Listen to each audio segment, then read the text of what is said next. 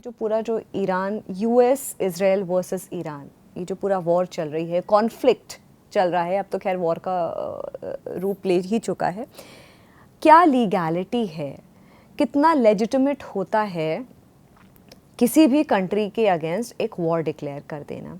मैं आपको दो तीन चीज़ों को रिलेट करके ये बात करना चाहूँगी कि कहा कि ईरान अपने न्यूक्लियर एसेट्स बना रहा है, यूरेनियम एनहांस बहुत चीज़ें कर रहा है, तो जिसके चलते एक यूएस को डर लगता है कि भाई ऐसा ना हो कल को एक war just like 9/11 Pearl Harbor ऐसा कुछ ना कर दे। लेकिन US national counter terrorism centre के जो आउटगोइंग डायरेक्टर, जो फॉर्मर डायरेक्टर हैं जोई केंट, उन्होंने रिज़ाइन करने के कुछ ही देर बाद कहा कि ऐसा कोई भी हमारे पास इनपुट नहीं था, पहला। दूसरा, जो की डिसीजन मेकर्स थे, they were not allowed to meet US president Donald Trump, दूसरा। और तीसरा, ऐसा कोई इंटेल नहीं था हमारे पास कि ये इन्हांसमेंट हो रहा है या न्यूक्लियर एसेट बन रहे हैं। उसके बावजूद इस तरीके की, इस स्केल की एक वॉर हो जाती है जिसमें पूरा वेस्ट एशिया इम्पैक्ट हो रहा है, भारत भी इम्पैक्ट हो रहा है, बहुत अनसर्टेनिटी है। तो सबसे पहला सवाल सर कि क्या लेजिटिमिटी है, क्या जस्टिफिकेशन है इस वॉर का? तो सबसे पहले तो हमें ये समझना है कि वैश्विक स्तर पर एक काफ़ी सालों से अस्थिरता का वातावरण बना हुआ है। इसमें हमें सबसे पहले ये भी समझना है कि एग्जैक्टली क्या हो रहा है। एक जो संयुक्त राष्ट्र जो है वो 1945 में स्थापित हुआ था। ये जो संयुक्त राष्ट्र है वो एक ऐसी संस्था है कि जो यूनाइटेड स्टेट्स ऑफ अमेरिका के बल पे बना था। उसका मेन जो कंस्ट्रक्टर है वो actually United States of America है। तो ये संयुक्त राष्ट्र जब बना तब 51 कंट्रीज़ मेंबर्स बनी 1945 में, दूसरे विश्व युद्ध समाप्त होने के बाद। और इसमें मेन ऑब्जेक्टिव ये था कि शांति का वातावरण कायम के लिए बना रहे और समृद्धि हो दुनिया में अलग अलग देशों में। और इसके बाद जो हमने देखा है वो ये है कि ये जो मानक व्यवस्था जिसको कहते हैं स्टैंडर्ड, उसमें से परिवर्तन भी आया है।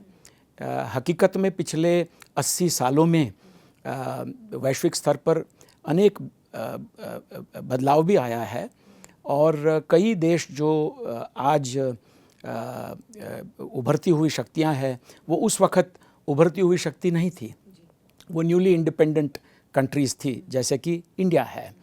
तो हम पहले तो ये डिस्टिंक्शन करेंगे कि एक मानक व्यवस्था है और एक अनुभवजन्य व्यवस्था कहेंगे जिसको हम एम्पिरिकल ऑर्डर कहेंगे। तो एक नॉर्मेटिव ऑर्डर होता है, एक एम्पिरिकल ऑर्डर होता है। तो नॉर्मेटिव ऑर्डर में कोई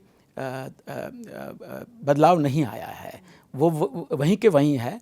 जो संयुक्त राष्ट्र है उसकी एक संयुक्त राष्ट्र सुरक्षा परिषद है, उसमें स्थायी मेंबर्स है 5 वीटो पावर के साथ, बाकी जो है वो जनरल मेंबर्स है।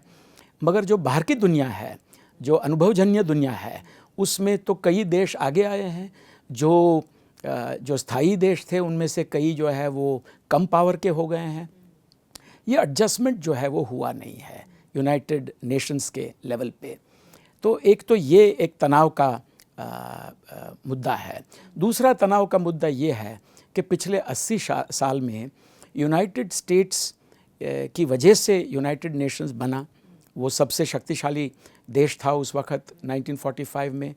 तो यूएस को आज प्रेसिडेंट ट्रंप के तहत यूएस को ये लग रहा है कि और देशों ने ये व्यवस्था का दुरुपयोग किया है और यूएस जो कि सबसे शक्तिशाली देश था, अभी भी कह सकते हैं कि सबसे शक्तिशाली है, उसका नाजायज़ फ़ायदा उठाया है कई देशों ने, जिनमें नेचुरली चीन जैसे देश की भी गिनती होती है।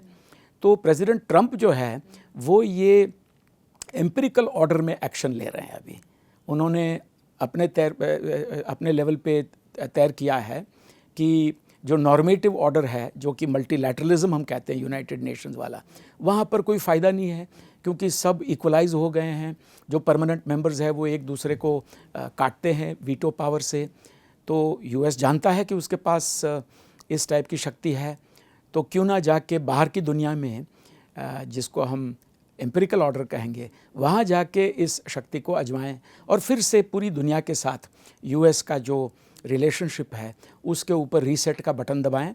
और ये एक माहौल दूसरा जो है, इसमें भी काफ़ी तनाव चल रहा है अभी हाल जी।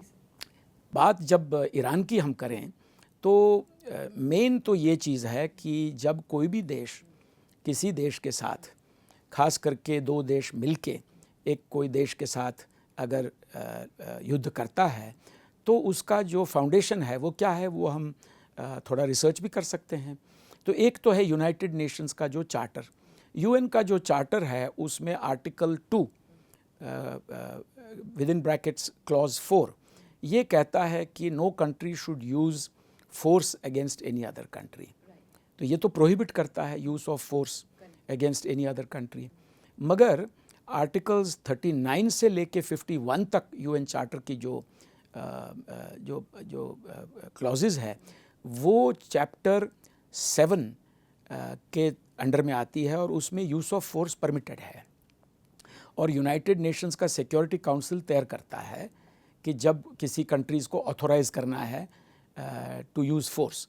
आर्टिकल 51 जो है वो सेल्फ डिफेंस में भी कंट्रीज़ को एक हक देता है कि आपको अगर लगता है कि आपके ऊपर कोई इमिनेंट अटैक होने वाला है, आप पे कोई ख़तरा है, तो आप जाके प्रीएम्प्टिव अटैक्स कर सकते हैं, एक्टिंग सिंगली और जॉइंटली विथ अदर्स। तो आर्टिकल 51 जो है वो एक बुनियाद देता है। आर्टिकल्स 39 to 51 जो है वो चैप्टर 7 के है, जिसमें यूज़ ऑफ फोर्स ऑथोराइज्ड है। अब थोड़े उदाहरण लेते हैं। जब यूनाइटेड स्टेट्स ने कोरिया में 1950 में जुलाई में जब युद्ध में प्रवेश किया उन्होंने, तब यूनाइटेड नेशंस सिक्योरिटी काउंसिल का ऑथोराइजेशन था। UN Security Council resolutions 82, 83 and 85, 82, 83 and 84। United Nations Security Council resolution 84 of 7 July 1950, इस रेजोल्यूशन ने एक मल्टीनेशनल फोर्स को ऑथोराइज किया, UN led force commanded by the United States of America. तो वहाँ पर तो एक ढांचा था, जाके कोरिया में युद्ध में शामिल होने का एक वजह भी था, ऑथराइजेशन भी था। जब यूएस वियतनाम में गया तब कोई यूएन का ऑथराइजेशन नहीं था, सिर्फ ये था South East Asian Treaty Organisation, जिसको सीएटो कहते थे, मनीला पैक्ट जिसको कहते थे, वो एक कोलिशन था of like minded countries against communism, जिसमें साउथ वियतनाम और यूएस दोनों मेंबर्स थे। तो उसने वो अलायंस पार्टनरशिप का उपयोग करते हुए वियतनाम में युद्ध में अपने आप को जोड़ दिया था। फिर अगर लें आप इराक में जो फर्स्ट गल्फ वॉर है, तो उसमें भी यूएन सिक्योरिटी काउंसिल का रेजोल्यूशन 678 ऑफ नवंबर 1990 का ऑथोराइजेशन था। इसीलिए यूएस, यूके, फ्रांस वगैरह ने फर्स्ट गल्फ वॉर में इराक के खिलाफ सैन्य शक्ति और बल का उपयोग किया था। मगर जब दूसरी बार सेकंड गल्फ वॉर में यूनाइटेड स्टेट्स 2003 में जब फिर से गया, तब कोई ऑथोराइजेशन नहीं था यूएन का। उन्होंने ये कहा कि वो पहला ऑथोराइजेशन जो है वो ही अभी बरकरार है, वैलिड है, उसी के ऊपर माध्यम से हम चलेंगे। लिबिया में जब 2011 में गए, तब यूएन सिक्योरिटी काउंसिल रेजोल्यूशन 1973 का ऑथोराइजेशन था। तो आप इससे देख सकते हैं कि कई जगह पे यूनाइटेड स्टेट्स ने यूएन सिक्योरिटी काउंसिल रेजोल्यूशन का ऑथोराइजेशन लिया है और कुछ जगहों पे नहीं भी लिया है। तो या तो आप आर्टिकल 51 ऑफ द यूएन से चलेंगे, या आप chapter 7 UN Security Council resolution का ऑथोराइजेशन लेंगे, या आप इन दोनों को छोड़ के सिर्फ अलायंस पार्टनरशिप के आधार पर चलेंगे। यहाँ मुझे लग रहा है ईरान के खिलाफ जो युद्ध चल रहा है उसमें यूएसए ने और इजराइल ने वो अलायंस पार्टनरशिप का एक ढांचा लिया है और उसके आधार पर उसके माध्यम से चल रहे हैं।